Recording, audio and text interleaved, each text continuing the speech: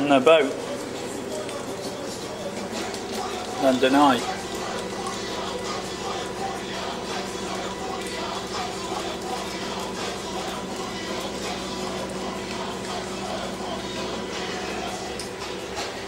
The only thing without being outside, which would be good, is that you'd be able to see how tall all the buildings are. You should be able to see it, Ted, but you won't be able to see anything on that side if you're not outside, will you? How are we going to see anything that way? Do you think perhaps we should sit outside? Because we're not going to see anything on the other side, are we? Timmy? Yeah. Can we sit outside? Yeah. Come on.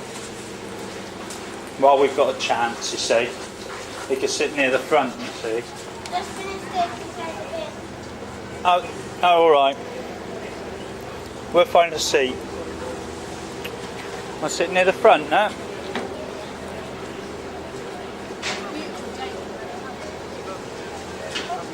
This one.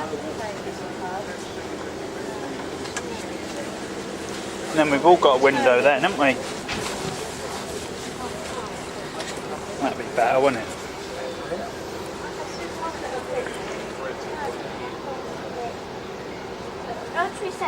Oh look, it's a police boat. If we set that up, we could see the sea better, but if we... Yeah, but when we're in the middle, it won't matter. Look. Daddy, Yeah? you should that was Yeah. Yeah, but it doesn't go to the right place. So it wouldn't be a good one to be in, would it really? I should go to the wrong place.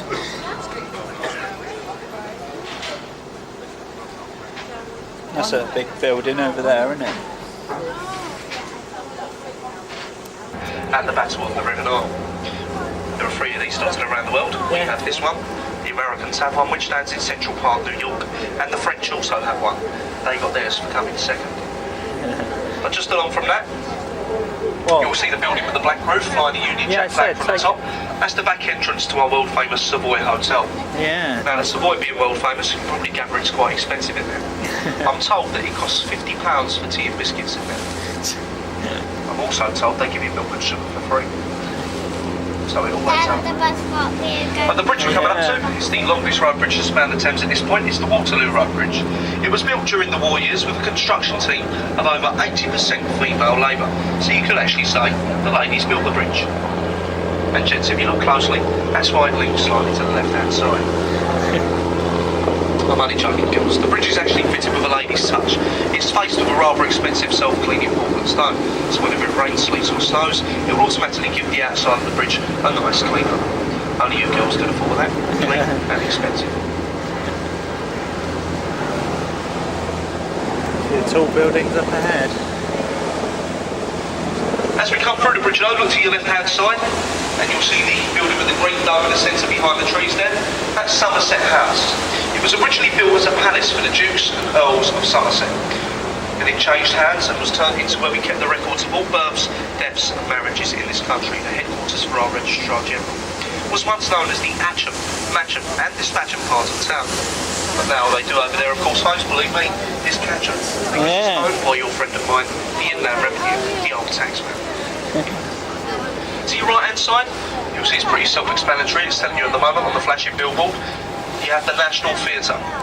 It's one of London's most premier theatres and incorporates 3 separate ones in it. Those being the Cottesloe, the Littleton and the 1400-seater St Lawrence Olivier. That building was last year voted by 8 out of the top 10 London leading architects as the ugliest modern concrete building they'd ever seen. Just along from that, you'll see the headquarters for IBM International Computers, but then just along from that, you'll see a small smoke glass building there behind the trees with a taller office block behind it. These are the headquarters and studios for LWT, that's London Weekend Television. Now, if you don't come from London, I can tell you that these are the people responsible for all them rubbish 1930 repeats and dodgy Australian soap substitutes every week. It's also where they film GMTV, Good Morning Television, and the daily news updates. So chances are, You could be on telly. We'll see another red brick building built in Yeah. a Gothic style. That's the old Zion College and Libraries. There are over 150,000 copies of rare and religious books in that building. The most famous of them all being Queen Victoria's. That is the Legoland. Written on William Same as Cassie's Legoland. press. The building next door, the one with the green sloping roof, that's the old City of London School for Boys. Many peers of the realm were educated in that building, such as Lord Asquith, Sir Anthony Eden, Sir Winston Churchill, and of course myself before going to Brixton Comprehensive. If you believe that, you'll believe anything.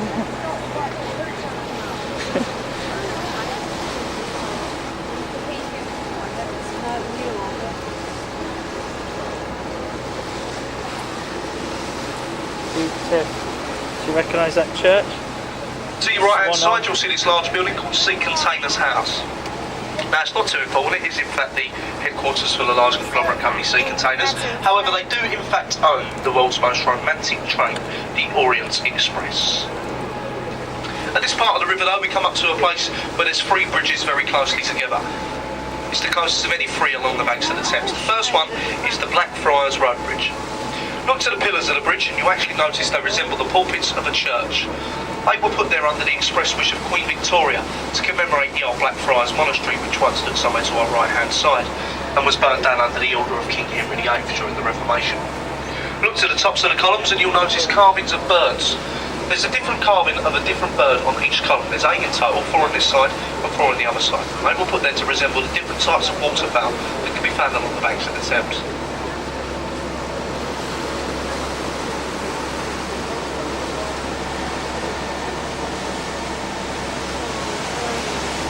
But St Paul's actually stands 365 feet high. That's that. It's said to be a foot for every day of the year. The foundations of St Paul's are only 4 foot deep and the dome weighs 64,000 tonnes. It's the second largest unsupported cathedral dome in the world, the largest being that on St Peter's in the Vatican City of Rome. If you visit St Paul's, written on the designer Sir Christopher Wren's tomb in Latin are these words: "If you seek my monuments, look about you." Wren designed over 50 churches and cathedrals in the city, and of course was his masterpiece. But to your right hand side, you'll see the thatched roof building behind the trees there. That's the New Globe Shakespearean Playhouse Theatre. It was started by a gentleman called Sam Mouly-Baker. He was an American playwright and producer. It took him years to raise the funds and get the planning permission for the project, but sadly he died a couple of years before its completion. So his daughter, the actress, Zoe Mouly-Baker, you may know her from programmes like Love Hurts and My Family, she took over the project and it was opened 9 years ago this summer. The bridge we're coming up to is the Southwark Road Bridge. It's the least used and loneliest of all of London's road bridges, that being because the approach roads to the bridge are so hard to find. If you do actually see anyone walking across the bridge, give them a wave because they're probably lost. Look at that boat. But look to the bottom right hand corner of the bridge and you'll see a set of steps. Those steps lead down onto a cobblestone causeway beneath the water. You can just see the edge of it as the tide's coming in. Those are known as Wren steps. That's where Sir Christopher Wren used to walk down daily to board a waterman's vessel of old and cross over to the construction site of St Paul's Cathedral. It's also said to be where in the Charles Dickens novel Oliver, Bill Sykes did a lot of his courting with Nancy. There's a royal charter up on them steps and they can never ever legally be removed, and the green gates at the top can never ever be locked to allow watermen and lightsmen to pass through them freely. But as we break through the bridge, look ahead of us to your right and you'll see coming into view one of the oldest taverns on the banks of the Thames, the Anchor Bankside. Parts of that building are over 800 years old, and that's where Shakespeare and his plays used to get changed before going to act out plays in the Old Globe Playhouse Theatre, which once stood somewhere behind it in Park Street. It's also where Samuel Pepys, the London diarist, sat in the attic and wrote his accounts during the Great Fire of London. The bridge we're coming up to is the Cannon Street Railway Bridge, but look to your left and you'll see the Cannon Street Railway Station. Notice the 2 twin Victorian towers up there. Before the war there was a lovely green glass dome that used to span between them 2 towers and access the roof of the station. And when the war broke out, the powers to be decided to take that glass dome down so it wouldn't get damaged. They took it down paint by paint and shipped it off to a warehouse somewhere to your right hand side for safekeeping. Where you're can probably gather what happened. The station was never touched. The warehouse was blown to pieces. The station lay roofless for years until such time as they had a wonderful idea to build a block of offices on top of it. And as we come through the bridge to the other side, folks, take a second glance up to it and you'll notice how beautifully it blends in with the old Victorian brickwork. Just on from that to your left, you'll see the white building. That's London Hol House, headquarters for BT, British Telecom. That building was actually designed to look like a fax machine. I think it looks like the keyboard of an old abstract computer, but either way, it doesn't look too nice. Prince Charles actually said that was the ugliest looking building in the city of London, and him being an expert on ugly things, he's just married one. That you said the old To your right hand side, No, you'll see a replica of Sir Francis Drake's old galleon, the Golden Hind. That version of the Hind has circumnavigated the world twice. That's once more than the original, which is currently in the process of raising the funds for a third and final journey. But just out of interest, folks, do we have any Americans on board today? Any Americans? you see that gold bit? That's where the fire started a long time If ago. there is any, take a look to your right hand side. You'll see a gap between the buildings over there. Down that gap, you'll see a church. That's the Southern Cathedral. That's where Sir John Harvard, the founder of the Harvard University of Massachusetts, was in fact baptised. He was the son of a local butcher. It's also where William Shakespeare's younger brother Edmund is in fact buried. Not many people know William Shakespeare had a younger brother, but he did. He's dead, and he's buried in there. The bridge we're about to pass beneath is the fourth bridge to span this site, the New London Road Bridge. The first bridge fell down, the second bridge burned down, the third bridge was falling down, so we sold it to our good friends, the Americans. It was sold to a gentleman called Mr. McCullough, the McCullough Company, for a fee of £1 million, and it was taken down stone by stone and shipped off to where it now spans the man-made lake, Lake Havasu, in the Arizona desert. See the bridge coming up? To your left though, you'll see a gap between the first two buildings now. Tower bridge, and that gap you'll see a tall stone column with a golden ball of flame at the top. That's Sir Christopher Wren's monument to the Great Fire of London. The monument stands 202 feet high, where the fire and it's set in started. in an easterly direction. That gold. That's the direction we're travelling in. It would strike the exact spot where the Great Fire was said to have started, that being a small baker's shop in Pudding Lane. The golden ball of flame at the top is actually meant to resemble a candle, because it was said to be that started the fire itself. Just on from that to your left, you'll see this big blue glass monstrosity. I can't tell you too much about that. All I do know was it was designed by an out-of-work London window cleaner. I'm only joking. It was formerly the headquarters of the Midland Montague Banks, which you know today as the HSBC. But more importantly and more famously, just on from that, you'll see the yellow brick building with the golden fish feather lanes at either side. That's the old Billingsgate Fish Market. There was a fish market registered on that site for over 1,000 years, but sadly a couple of years ago the tradition was broken and the fish market was moved further downstream into the Docklands area. That building's now been converted into something else we desperately need in the city, another block of offices. Another interesting fact about that building, an actor started his working days there as a 14-year-old porter. Back then he went by the name of Maurice Micklewhite. Now show of hands folks, no shouting that. Does anyone actually know who that is? No. Show of hands, anyone know? Who said that? They're all shouting Michael Caine. Well, that's not shouting that though, is it? But well done, it was Michael Caine. Give yourselves a pat on the back. Not many people know that. Now to your left, you'll see the white building behind the trees. That's Watergate House, headquarters for the Queen's Customs and Excise. That's where all illegally imported and exported goods that are seized at various airports and ferry ports around the country are taken. I am told they do have the world's best Christmas party. Apparently it's still going. But to your right, you'll see the C-35, the code name for Her Majesty's vessel, the HMS Belfast. The Belfast saw many theatres of war. She took part in the D-Day landings at Normandy and also the chasing and eventual sinking of the German battleship the Scharnhorst. She last fired the guns in anger during the Korean War and is now open as a floating maritime museum. And for the fee of about £5 or £6 you can go aboard there, take the kids on with you, they can overrun around all the decks and the engine rooms, they can even get in the gun turrets and manoeuvre them. So if you've got a spare couple of hours in London, it's well worth a visit aboard the HMS Belfast. Tower bridge, eh? That's the Tower of London over there as well. Now, coming into view, just past the Belfast, you'll see this building that resembles the world's largest crash shopping. That's the headquarters for the GLA, the Greater London Assembly. That's where our second time round London Mayor, Mr Ken Livingstone, has his offices. He's actually complained the building's not big enough to fit all his staff in it. I didn't think it was big enough to fit his head in it. But they're talking about building an identical one right next to it. Won't that be lovely? But to your left-hand side, you'll see London's probably most famous landmark, the Tower of London. The tower was started in 1078 during the reign of William the Conqueror. He actually started the centrepiece, the main tower, known as the Norman Keep. Following reigning monarchs added to it, and in its time it's been a palace, a fortress, a royal mint, believe it or not, a zoo, but more importantly, of course, a place of execution. Look to the bank side over there and you'll see the bricked up archway with the words entry to the Traitors' Gate above it. That's where traitors of nobility, who were rode downstream from the old Westminster Palace, which you know today as the House of Parliament, they were taken up through that archway and up onto Tower Hill, Tower Green, where they were later executed. And they had their heads taken and screwed on the spikes of the old London Bridge to show what would happen to any would-be traitors.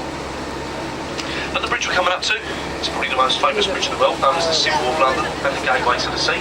It's the Tower Road Bridge. It was completed in 1894. It was designed by Sir John Barry. He actually designed it in the Gothic style to make it the Tower of London. Yeah, that's Two Tower sets of Bridge. bascules weigh 1,000 tonnes apiece and can be lifted in just 60 seconds. They used to be set in motion with just a pint of water, and now they work electronically and break down the law. The only time the bridge ever failed to open was actually on the opening ceremony in 1894 in front of Her Majesty the Queen, where the ship actually hit the bridge. But I can tell you, one was not amused. But there's an old tradition on the Thames boat, it goes a bit like this. It said that before passing beneath the Tower Bridge, if you was to give someone up on the bridge a wave, come on folks, don't be shy, everyone join in, give a wave up there. Everyone give a wave, come on. Come on, even you to my right, don't be boring, go on, give a wave. Wait. Is anyone waving back? Yeah. Yeah? Yeah. It's said to be extremely unlucky. Yeah.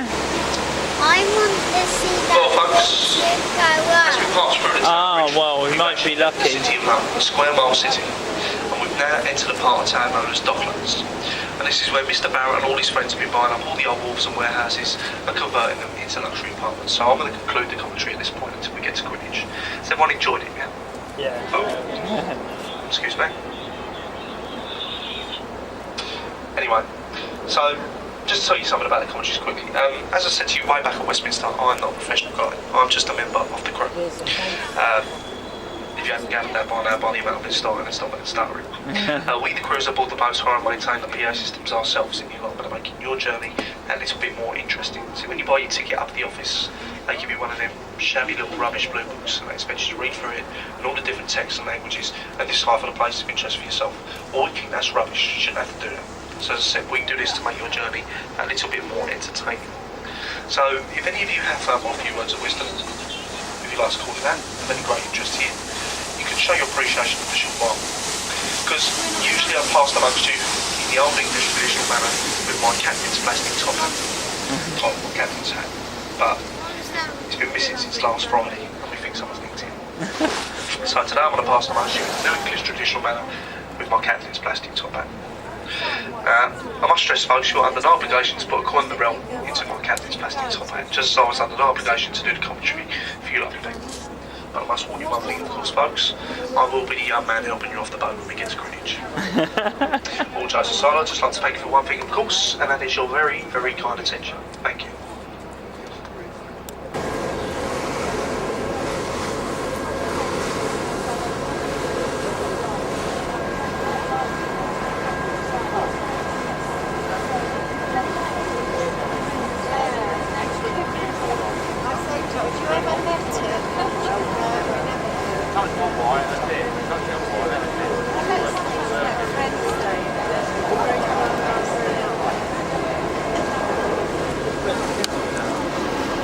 Strange. Look at that building there. The way it's built. Looks like, Do you mean those? yeah. Lots and lots of different levels on it and stuff.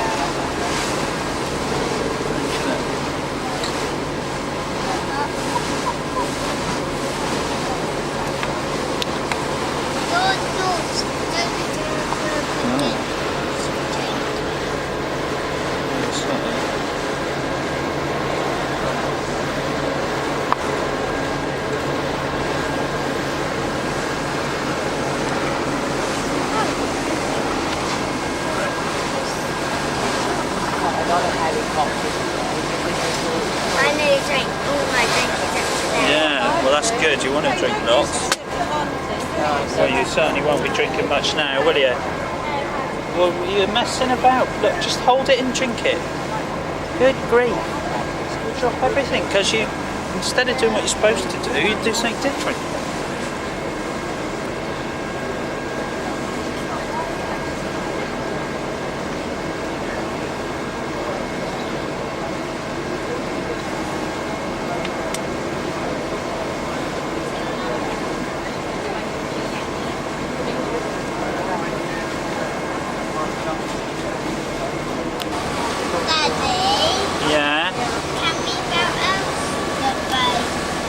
Yeah, we're going to get off the boat when it stops at Greenwich.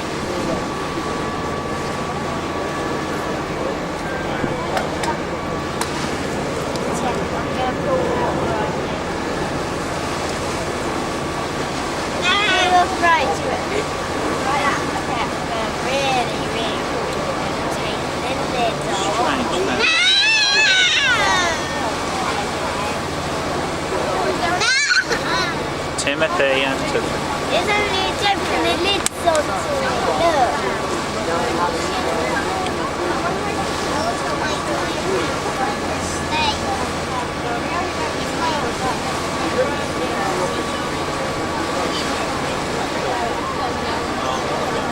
I was thinking I'm going to do that street. You're not allowed to do that.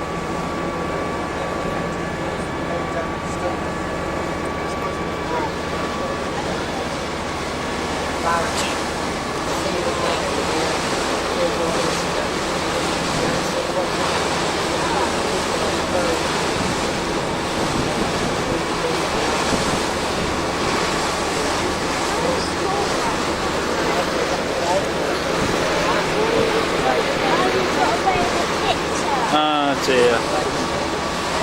Sorry.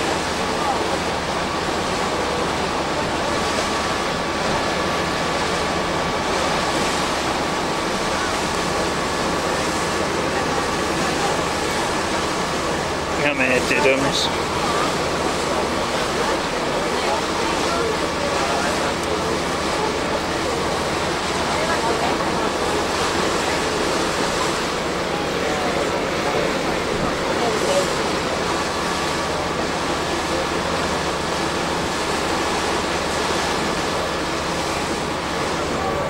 Right. It looks purple in there. Looks purple. Yeah, purple and orange.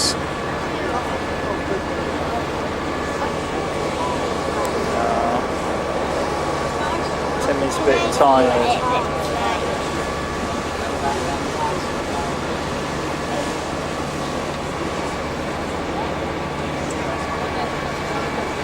Convoy's War. It says the tape's going to run out, but they'll say, ah, look, can you see that boat coming up? That's where we're going. Where that big boat is with tall sails. And those two domes are.